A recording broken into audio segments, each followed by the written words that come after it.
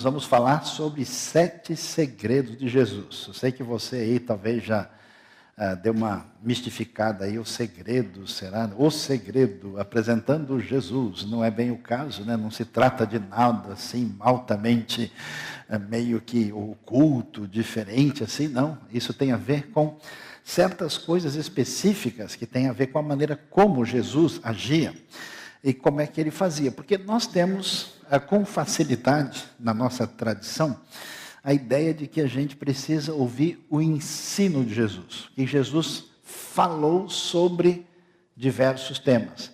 Mas nem sempre a gente presta atenção na maneira como Jesus procedia. Como é que ele agia e atuava, além dos discursos de Jesus, o procedimento, o modo de agir.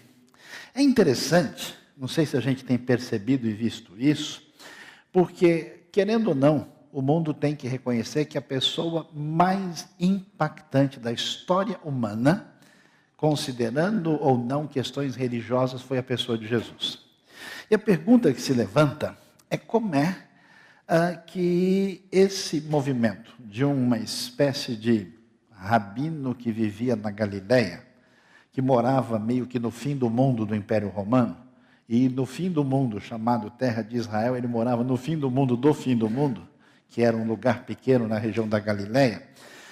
Ele teve só 3 anos de atividade, com seguidores que não eram talvez os mais recomendáveis, cujo currículo Lattes nem existia, e muito menos qualquer outro tipo de currículo. Esse Jesus vai ser a pessoa que tem o maior impacto na história humana. Então, mesmo gente que não tem qualquer perspectiva religiosa, tem se interessado, estudado e pensado e refletido sobre a pessoa de Jesus. E é interessante, recentemente começaram a surgir livros tipo Jesus, o maior psicólogo de todos os tempos, o maior administrador da história, o método de Jesus, coisas assim, por causa do fato de se dar atenção como é que Jesus fazia. Por quê? Sem dúvida, Jesus vai ter aquilo que a gente pode chamar de sucesso no seu empreendimento, no seu projeto, na sua atitude. Porque o que Jesus faz, nunca houve nada semelhante que tivesse se multiplicado e permanecido tanto tempo na história humana e de maneira universal.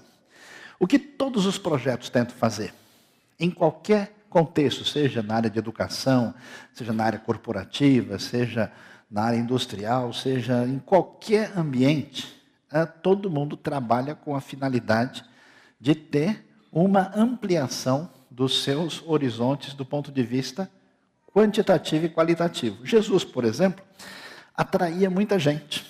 Qualquer coisa que a gente faz tem que atrair gente, para que o seu projeto venha evoluir. As multidões estavam atrás de Jesus ao ponto dos religiosos ficarem enciumados e dizendo, olha, esse pessoal que não sabe de nada está indo atrás dele de novo. Jesus mal tinha tempo de aparecer num barquinho ali no mar da Galileia, o pessoal daqui a pouco, um monte estava lá. E você já está pensando, mas também ele curava todo mundo, mas não só por isso. Pelo que ele dizia, como é que ele falava, a maneira dele proceder. E, interessante, Jesus fazia aquilo que a mídia mundial tenta fazer até hoje e não consegue. Você vê como é que a mídia funciona. Para poder ter ibope e força, ela precisa dizer um negócio maravilhoso, estrondoso, campeão de audiência, é o último Oscar, é fascinante, é maravilhoso. Não passa um mês, cai já em desuso, fica ultrapassado. Lançou, perdeu. Acabou, já não tem mais. Mas esse aí já vi, já saiu.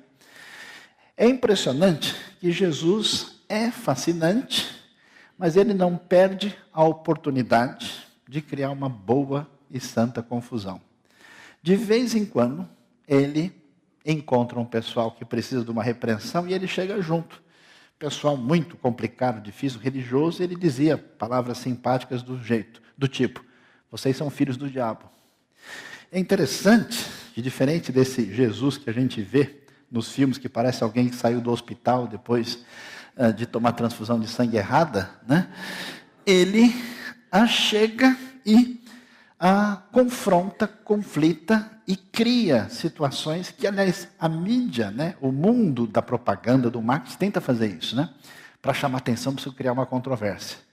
É interessante, ninguém conseguiu até hoje, num certo sentido, ser tão controvertido como Jesus na sua confrontação e, ao mesmo tempo, tão fascinante. O pessoal está tentando, mas vai ser difícil chegar minimamente perto. E impressionante que onde ele põe a mão, tudo dá certo. Causa grande multiplicação. E Jesus diz, o pessoal chegou lá pronto para fazer dele um rei. E ele se retira. Ele acabou de falar e diz, pessoal, não conte para ninguém. Daqui a pouco todo mundo está sabendo. E tudo que ele faz, diz, e tudo que tem a ver com o seu ministério, nada na história humana se multiplicou tanto. Inclusive, até medalha de ouro em certos esportes tem que concordar que é 100% Jesus.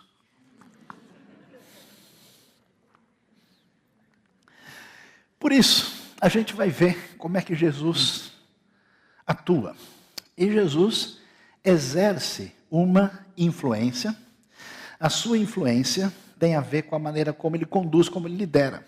E todas as pessoas que fazem parte do projeto de Jesus, de alguma maneira, vão conduzir, vão liderar. Jesus vai associar, servir com liderar, o que não é uma realidade pertinente da sua época. Ninguém imaginava isso. E a gente vai descobrir que isso não é uma tarefa tão fácil, né? Veja o rapaz aí meio chateado, não esfregue o nariz no meu dedo quando falar comigo. Porque o modelo de condução, de ação, de resolver as coisas, que a gente vai ver hoje como é que Jesus lidava com isso, é diferente. Porque para fazer qualquer projeto decolar, para fazer qualquer coisa funcionar, para que os nossos objetivos sejam alcançados, até hoje a gente luta nessa direção. E é interessante, né? Porque a gente tem caminhos que são, por exemplo, o caminho acadêmico. Tem gente que acha que se alguém estudar muito, fizer uma pós-graduação, tiver mestrado, doutorado, um monte de letra estranha depois do nome, que isso garante o sucesso da pessoa. Há controvérsia, nem sempre isso acontece. Quem não acha que conduzir os projetos pela veia acadêmica funciona, prefere um outro caminho.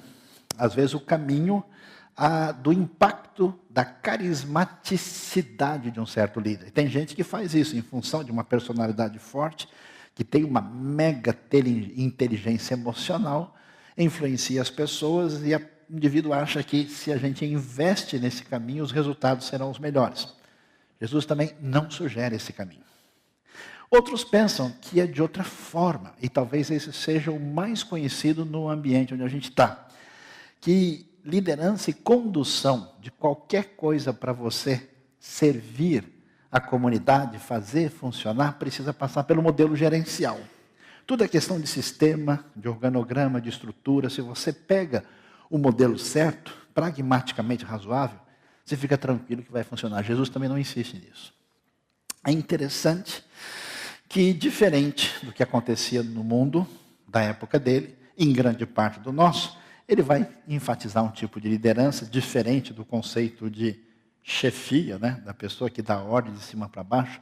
Muita gente imagina que as coisas, inclusive, funcionam a partir de alguém que tem posição, primazia e que ordena de cima para baixo. A gente vai descobrir, depois de muito tempo, o mundo demorou para se aproximar mais ou menos da proposta de Jesus e descobrir que liderar não é impor, mas é despertar nos outros a vontade de fazer. Quando a gente serve, ou quando a gente leva os outros a servir, a questão fundamental é como é que, através daquilo que a gente faz e diz, a gente mobiliza efetivamente as pessoas na direção correta.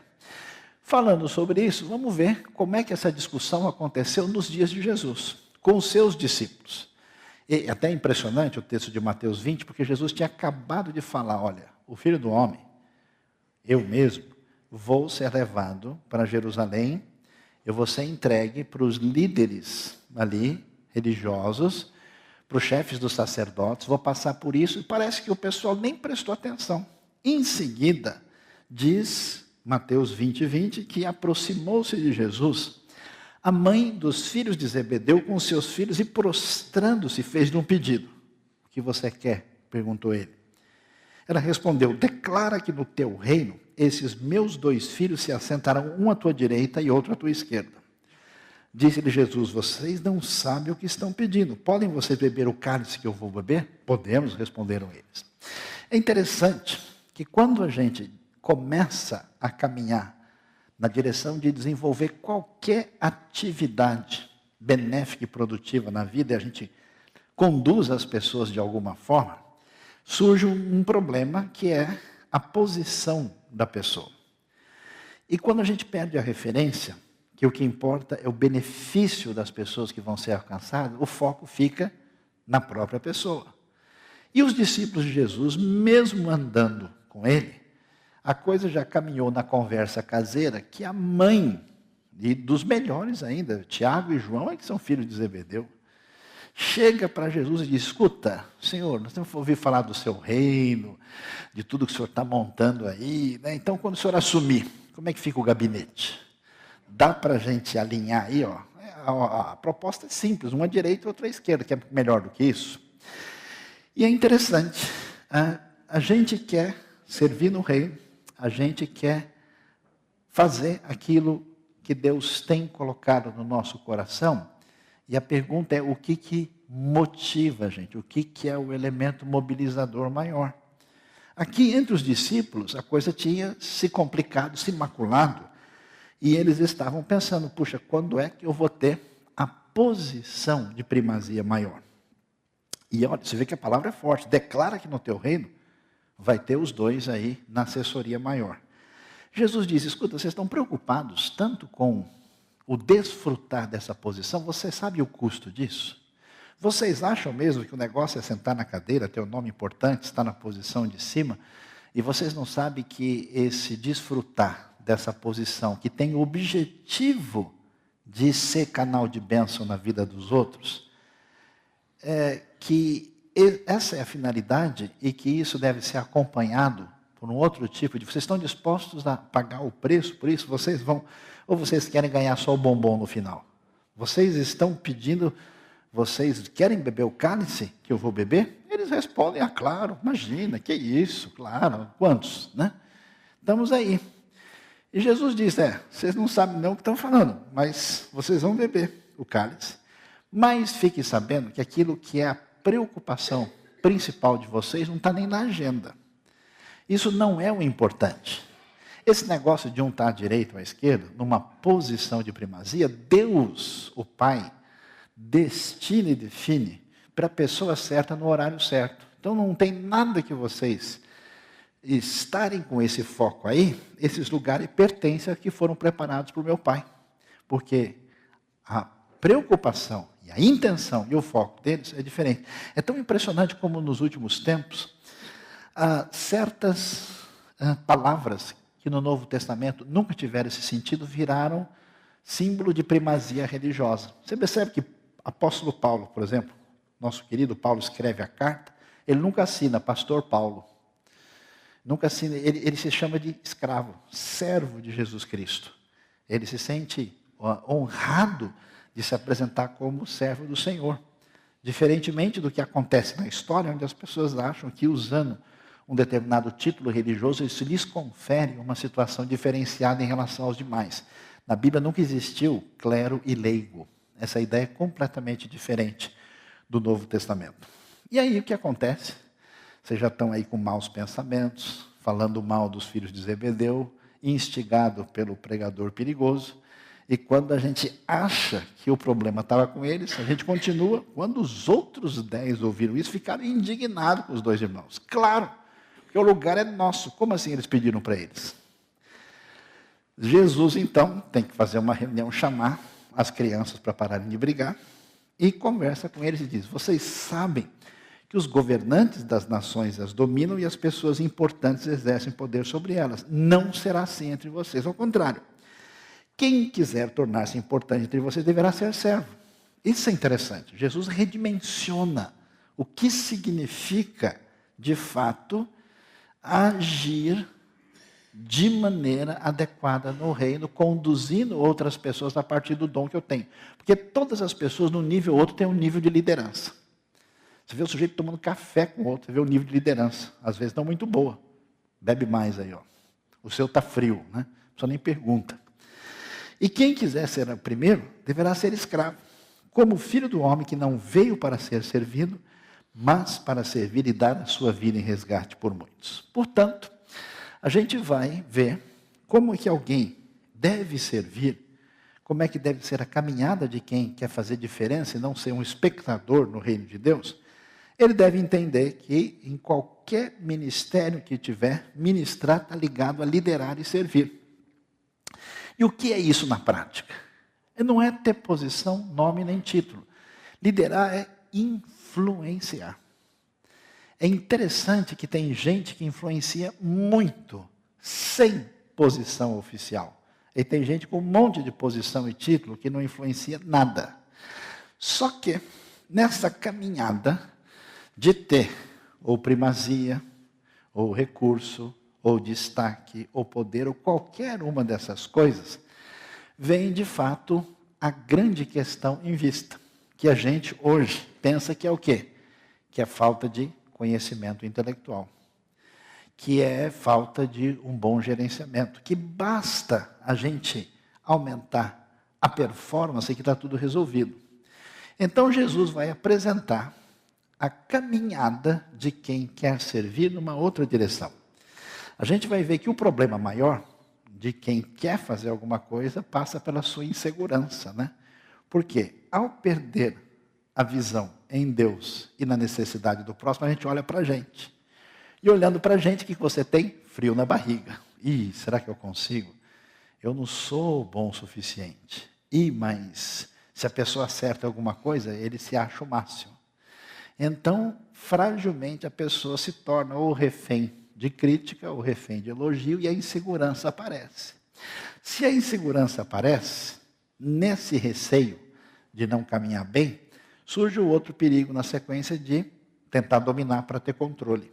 Muita liderança se perde por essa proposta de, em vez de monitorar o crescimento dos outros sob Deus, de controlar a vida das pessoas. Aquela pessoa, aquela pai, aquela mãe pós-onipresente, né? O adolescente nem ligou o celular, antes de entrar, já entrou a mensagem dele por causa da vigilância completa.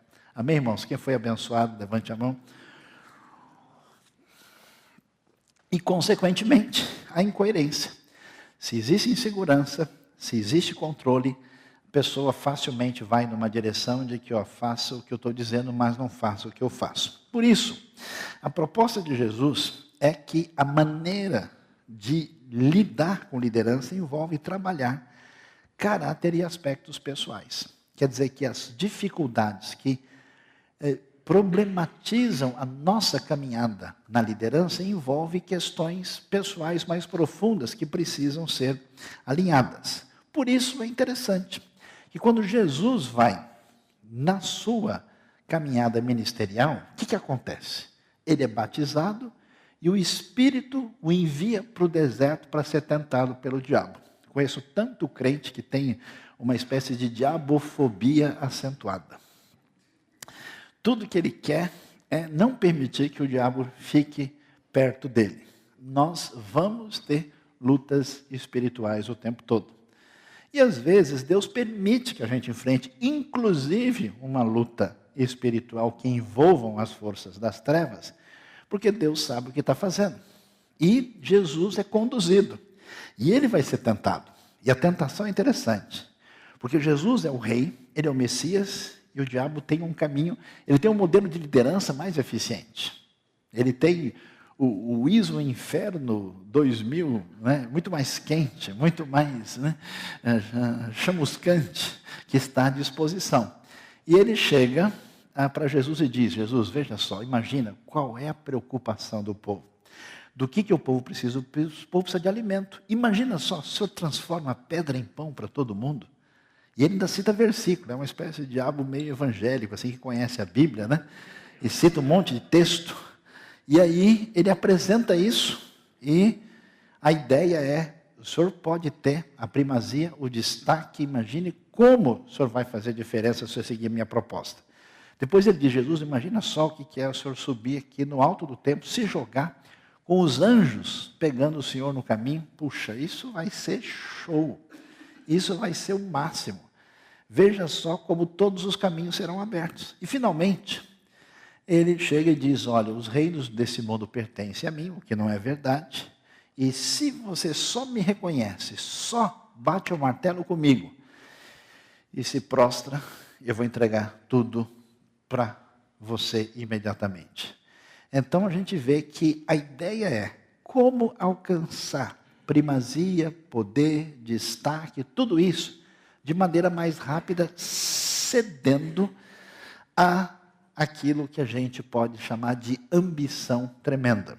Por isso que a gente vai descobrir que o caminho é diferente daquilo que a gente vai encontrar na proposta de Jesus. Aliás, isso que aparece na tentação, que você pode ler com atenção em Lucas capítulo 4, tem muita sintonia com 1 João capítulo 2, que vai falar, né, do desejo forte da carne, dos olhos, do orgulho, soberba em relação à vida. E a mensagem, que é uma versão que traduz com muita força e impacto, traduz de uma maneira muito especial, porque ela diz, praticamente tudo que acontece no mundo, desejo de seguir o próprio caminho, de querer tudo para si, de parecer importante, olha como fica bonito o negócio, né? Bonito em termos, né? Não tem nada a ver com o Pai. Tudo isso o afasta do ser humano, o mundo e os seus desejos vão passar, mas quem faz o que Deus quer está garantido na eternidade. Então a gente vê como a coisa é complicada. Portanto, diante disso, como é que vamos ser? Como é que a gente vai poder servir o Senhor e caminhar adequadamente naquilo que a gente tem de Deus na nossa vida? Jesus, então, vai, pelo menos, tem muita coisa para falar sobre isso, mas pelo menos tem 7 elementos distintos. Eu não sei, eu tenho pesquisado e lido, não tenho achado nada em nenhum modelo de liderança, de condução de atividades que seja muito parecido com o de Jesus. Mas vamos ver o que ele apresenta. Primeiro, ele vai fazer essa equação, que liderar, conduzir, que dirigir projetos particularmente voltados para aquilo que tem a ver com o benefício das pessoas a partir dos valores do reino.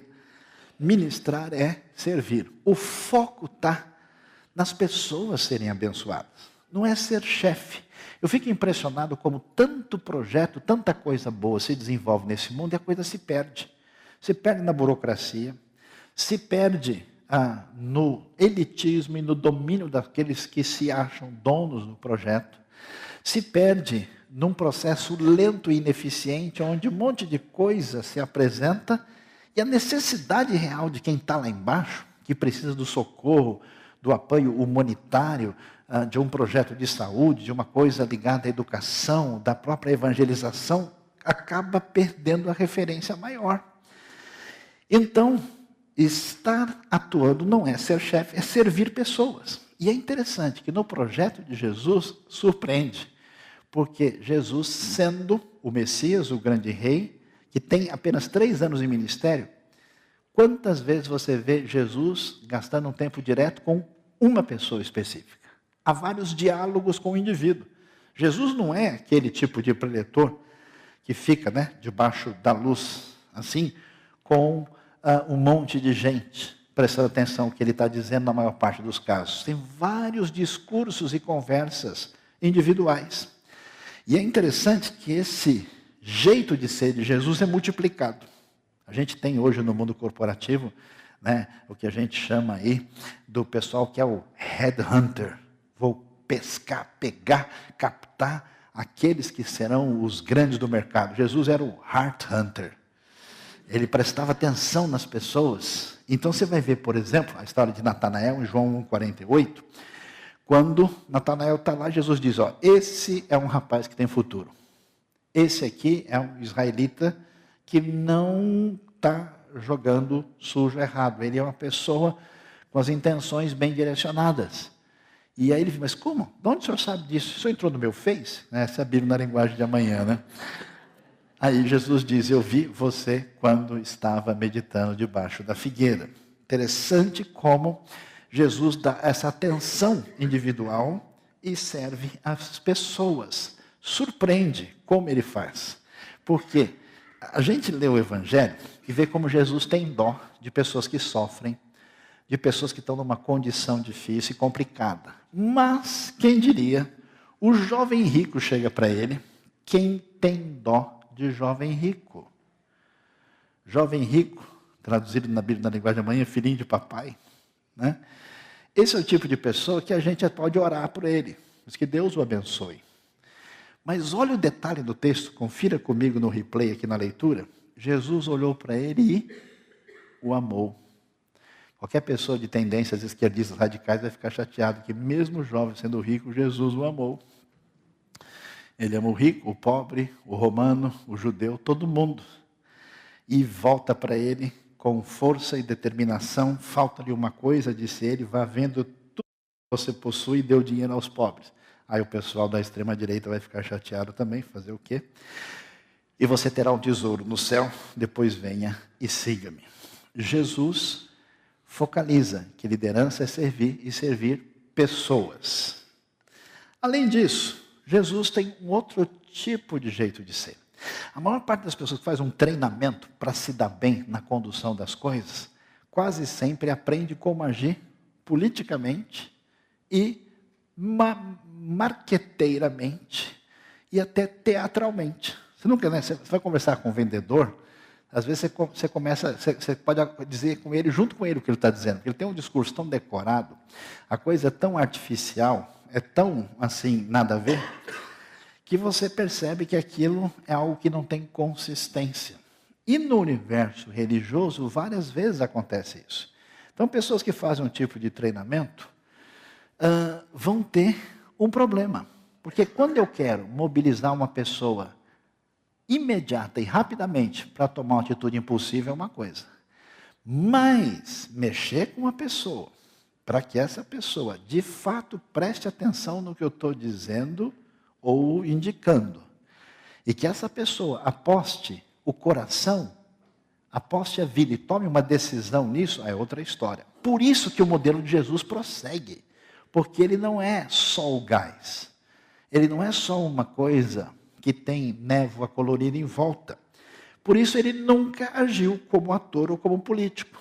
Ah, pessoal, eu sou filho de Deus, chega mais aí, vamos conversar. A gente ajusta, e está difícil seguir o caminho, como é que a gente pode chegar ao meio termo? Vamos fazer uma negociação? Não tem isso. Ele nunca foi marqueteiro, ele falava a verdade e tinha autoridade. Eu acho interessante que tem gente que é uma pessoa, quando você está conversando com ela naturalmente, mas se essa pessoa está no exercer de alguma atividade religiosa, parece que não é ela mesma, ela está fazendo um negócio estranho, esquisito e diferente. Estranho mesmo é o jeito de Jesus ensinar. Porque eu conheço muita gente de igreja, gente crente, gente evangélica, que tem uma disposição tão grande a falar do evangelho, mas ele não quer falar do evangelho, ele quase quer obrigar o outro, né, a ouvir a sua mensagem. Inclusive tem alguns crentes que ao evangelizar brigam com o sujeito, só faltam bater nele, alguns até não pode falar palavrão, então tem um monte de versículo pesado para o sujeito que substitui. É impressionante. Maldito é você, né, que o diabo o carregue, né, assim por diante. É interessante como Jesus nunca fez nada parecido quando levava a palavra de Deus aos outros. O ensino dele não era invasivo. É surpreendente isso. Você imagina, o maior mestre de todos os tempos era para ele ser mais incisivo. Jesus preferia um ensino por parábolas. E o que é a parábola? É uma história baseada na realidade, não é algo que aconteceu, mas é algo plausível, mas que faz com que a pessoa que ouve necessariamente comece a pensar sobre o assunto e seja obrigado a interpretar o que está acontecendo.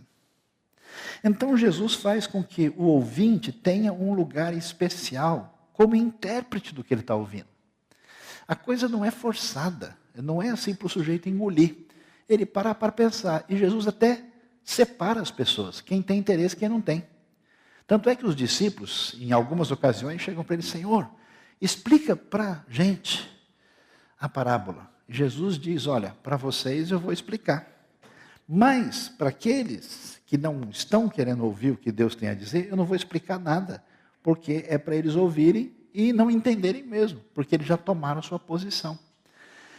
Isso chama a atenção, porque muitas vezes a gente, acreditando que as coisas no reino de Deus acontecem pela nossa força, a gente força para o negócio dar certo. Isso, à primeira vista, parece dar resultado, mas não dá resultado consistente.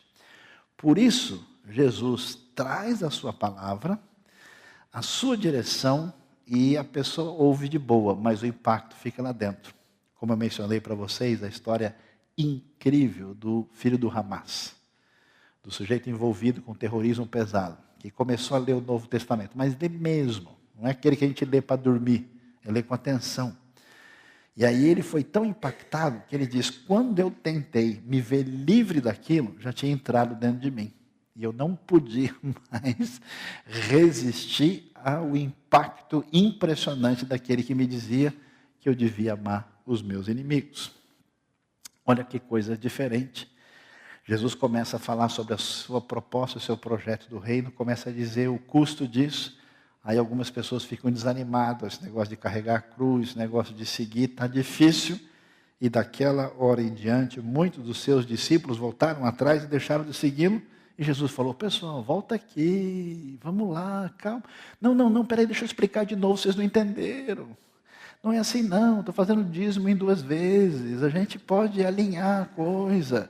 O projeto de missão é mais perto, não vai ser num lugar tão longe. Aquele negócio de ir por todo mundo, a gente pode, primeiro vamos só para o continente aqui, aí numa segunda etapa a gente implementa outra proposta. Jesus vira para os outros discípulos 12 e diz: escuta, vocês também não querem ir? Não querem ir embora com eles? Jesus nunca forçou nenhuma situação. Isso é impressionante. Ele tinha convicção de que a sua proposta era plena e irrecusável. Quando alguém tenta forçar a barra e explicar demais, você já fica com o pé atrás. Jesus não precisa disso. É surpreendente como Jesus sempre atendia a multidão. Ele não procurava, mas a multidão ia atrás.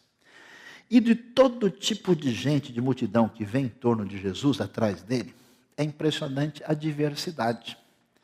E ele sabe interagir com todo tipo de gente. Jesus, por exemplo, a maneira dele falar e de explicar não é agradável para os religiosos. Mas ele não tem problema. Ele conversa com eles. Alguns deles se encantam com eles. Um dia Nicodemos foi encontrar com ele de noite. E era uma autoridade no meio do pessoal. Ele recebeu um convite para jantar na casa do fariseu. Ele foi de boa, sem problema nenhum. E ao mesmo tempo, Jesus cura filho de oficial romano, que o pessoal diz: mas esses caras são inimigos, ele tem que mandar esses caras para a vida eterna e não deixar aqui. Ele abençoa romanos, abençoa judeus, ele conversa com os homens, ele recebe as crianças. Por que os discípulos tiveram que impedir as crianças de chegar perto de Jesus? Porque ele devia ser legal para caramba. Ô tio, posso ir de novo? Se Jesus fosse aquele que tem cara de que assusta os outros, assim, as crianças nem chegavam perto, né? Olhar para ele: Deus abençoe, né? Mas não, as crianças querem, Jesus interage com elas, e ele conversa com pessoas que ninguém imaginaria, como uma mulher samaritana. Para começar, é samaritana.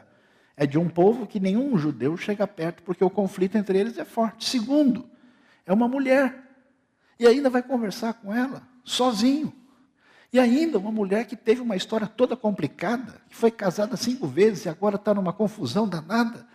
Jesus age dessa maneira e muitos nem podem entender isso. Por que isso é tão importante e valioso? Você quer servir a Deus? Você quer estar envolvido no projeto, nos projetos do reino? Você quer fazer diferença? Qual é o nosso problema? Qual é o limite da nossa atuação?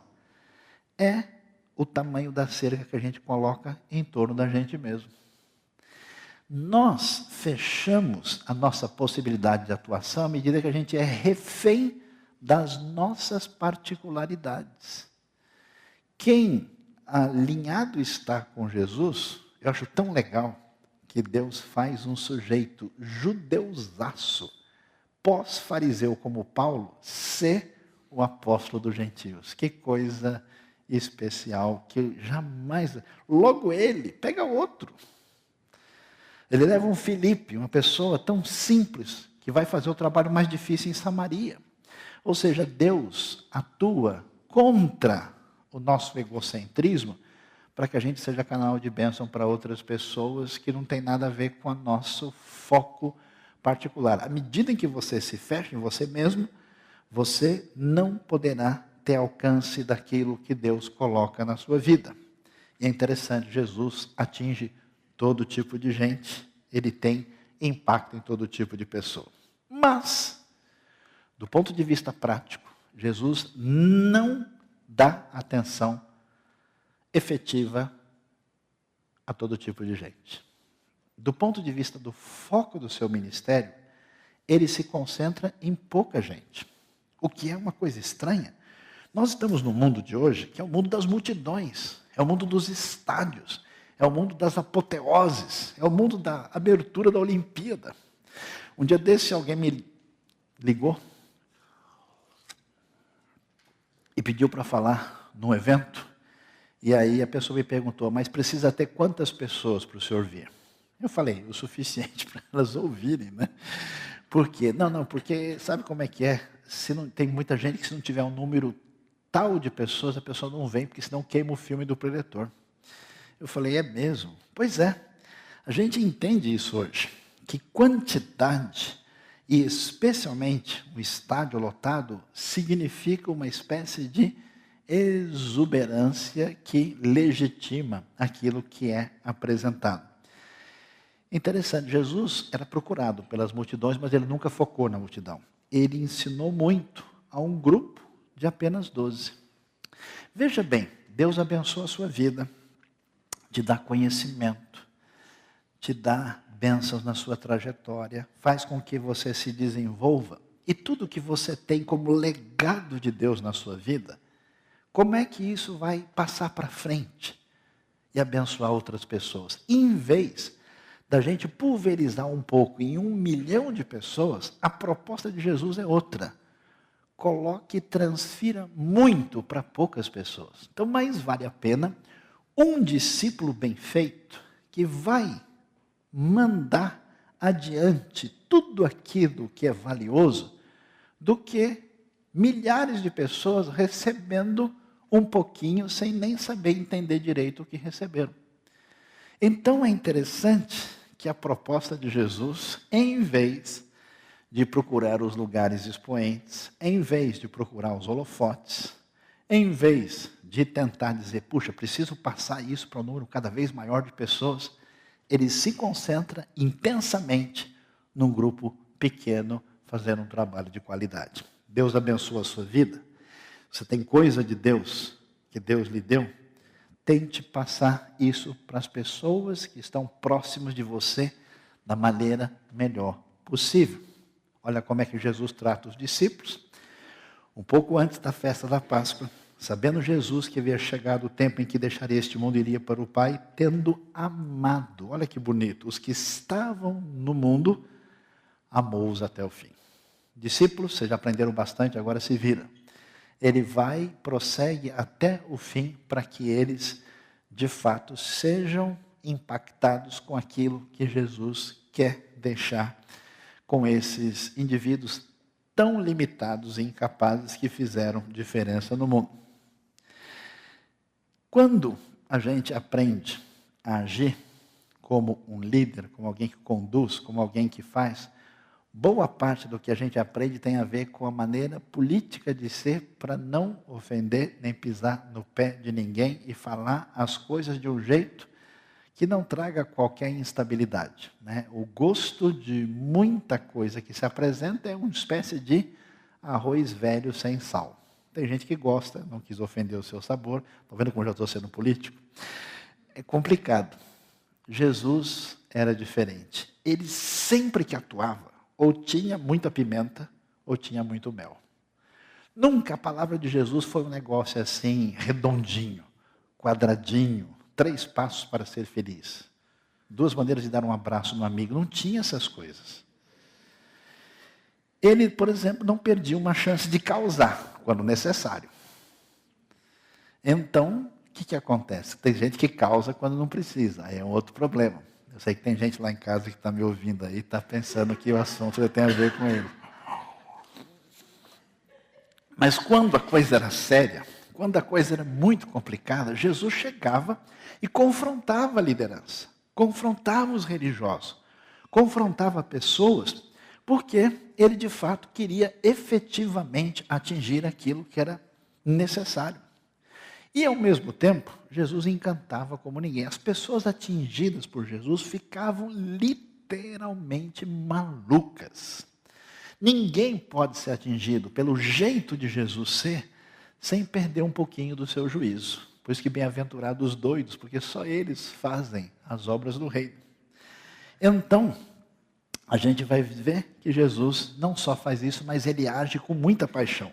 Olha lá o que acontece.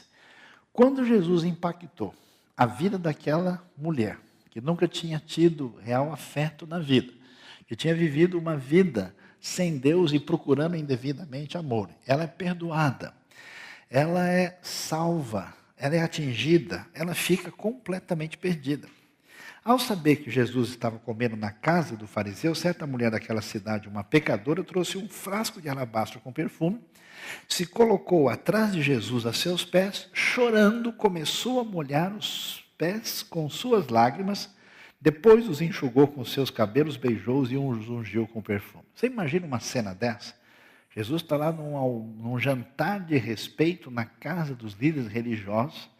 Essa mulher que é conhecida na cidade, chega lá, entra, ele está a meia altura, com os pés sujos para trás, a mulher derrama perfume, beija. Essa é uma atitude completamente fora do bom senso e daquilo que pode ser considerado uma atitude razoável. Mas isso acontece com a mulher, mas não sei se Jesus está muito longe disso não, para o susto de vocês. Jesus amava Marta, Maria, que era a irmã dela, e Lázaro. No entanto, quando ouviu falar que Lázaro estava doente, ficou mais 2 dias onde estava. Depois disse aos seus discípulos, vamos voltar para a Judéia. Os discípulos ficaram apavorados, o mestre ficou maluco. Mestre, há pouco os judeus tentaram apedrejar-te, e assim mesmo vais voltar para lá? Meus amados irmãos, como grande parte do nosso cristianismo é recheado de mera zona de segurança. Eu vou lá, mas lá é perigoso, pode ter problema, dá dor de cabeça, né? Tem aranha grande, tem aranha evangélica, as aranhas são batistas, né? Mas não tem uma missão mais perto, o avião fica muito alto, né? O queijo fica velho, a pessoa começa, né, a fazer um monte de perguntas, porque como é que eu posso ficar deitado eternamente em berço esplêndido e ser um santo servo do Senhor? Na proposta de Jesus, as pessoas atingidas, elas estavam tão intensamente mexidas que elas se arriscavam com paixão. Jesus, como é que o senhor vai lá? Puxa, mas Marta, Maria, Lázaro, mas você vai levar pedrada, depois a gente pensa nisso. Vamos lá. A mulher atingida, então a pergunta para a gente é em que medida a nossa relação perdeu isso, né? A gente vê na Olimpíada, na Copa do Mundo, o cara quase morre por um pessoal que joga badminton. Joga, né, uma bolinha que você não vê. O cara está sendo hóquei, foi gol, ninguém sabe, nem o juiz, nem o cara que levou gol. Cadê a bolinha? Perdeu. A bolinha de gude um pouquinho maior. E Jesus, de maneira impressionante, diferente da gente, porque a gente entra no sistema gerencial, o que a gente faz? Pessoas se tornam números. Pessoas se tornam descartáveis. Se a pessoa não está aqui, depois vem outra. Jesus, diferentemente das centenas e milhares de pessoas hoje atropeladas nesse mundo religioso que perderam o caminhada, ele recuperava os seus seguidores. Ele tolerou os poucos discípulos, que eram muito falhos. Vocês vão ver como é que a gente vê a Bíblia descrevendo eles. Ele não descartava. Se a gente for analisar a performance dos discípulos, a gente manda todos embora e vai junto com eles. E é impressionante como Jesus vai recuperar, de maneira especial, Pedro e Tomé. Olha que coisa impressionante. Lucas 18 vai dizer, depois de Jesus andar com os discípulos, de treiná-los, de dedicar todo o tempo e amor a eles, o que a gente esperaria que os discípulos? Puxa, eu tirei B+, A-, estou me formando o mês que vem. Os discípulos não entenderam nada dessas coisas. Finalmente, alguma coisa fez deixar você se sentir mais feliz nessa noite, né?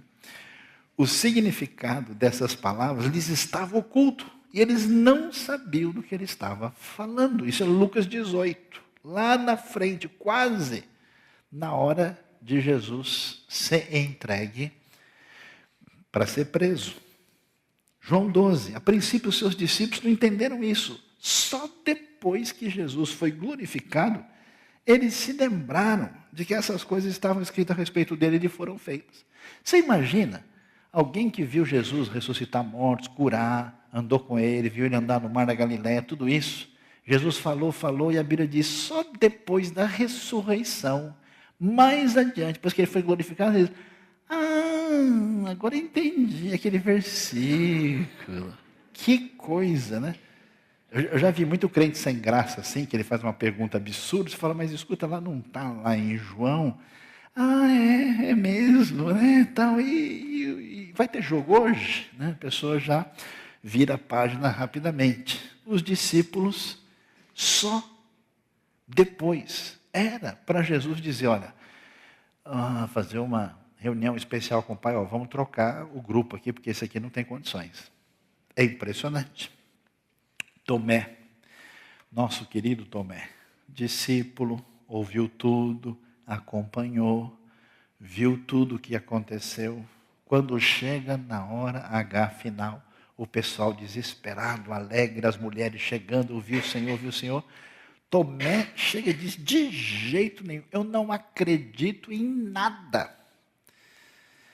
Se Jesus fosse reagir como eu conheço alguns evangélicos, porque às vezes chega uma pessoa na igreja e fala, não acredita em nada, o pessoal quase bate nele. Deixa ele falar.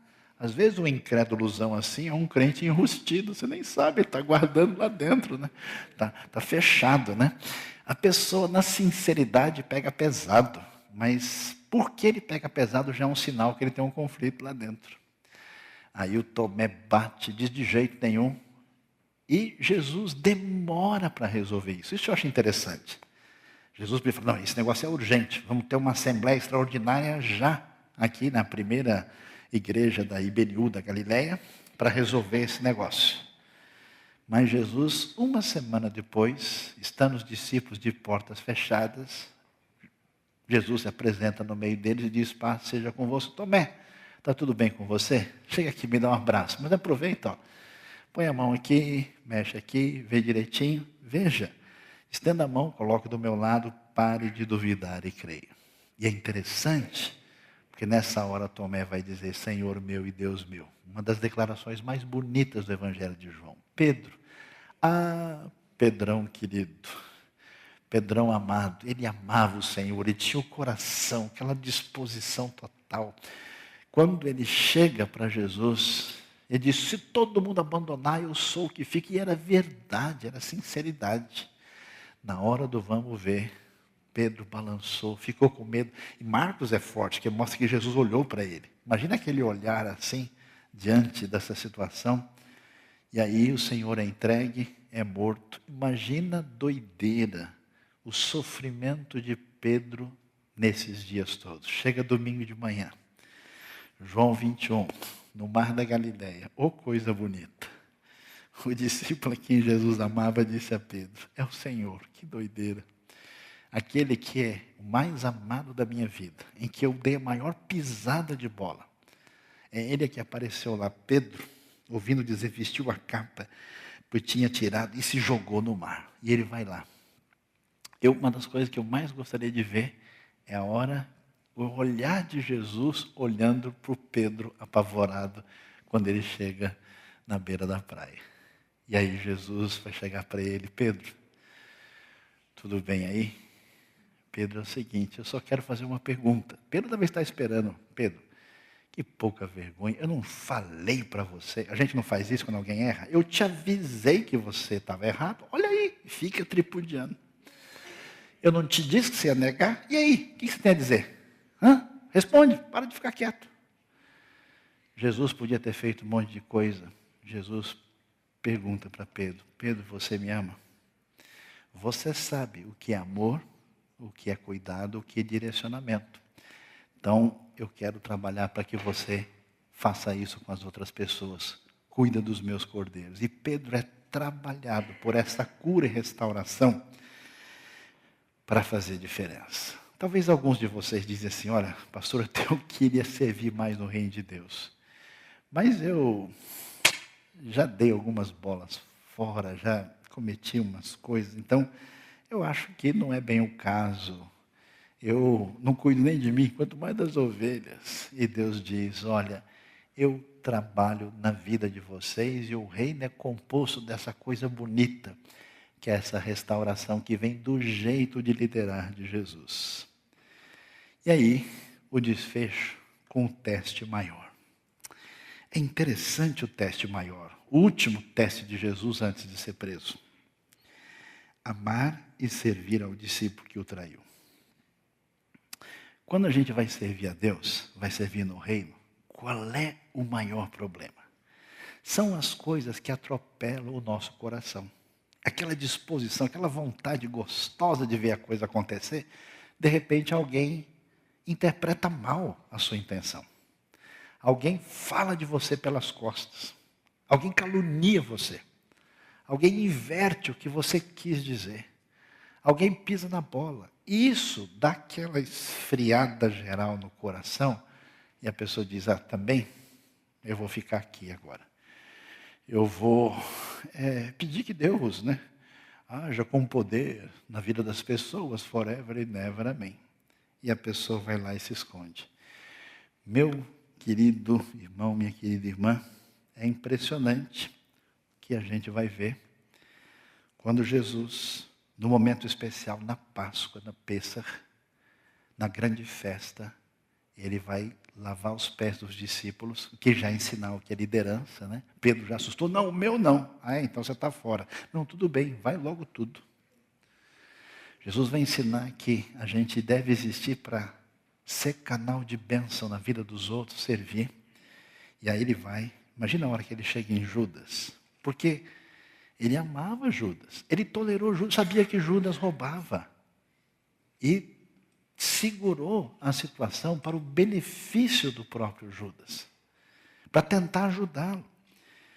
Derramou água na bacia, começou a lavar os pés, enxugando-os com a toalha que estava em sua cintura. Depois de dizer isso, olha que coisa. Imagina a hora, Jesus lavando o pé, e o Judas olha, Jesus olha e bate o olho assim contra.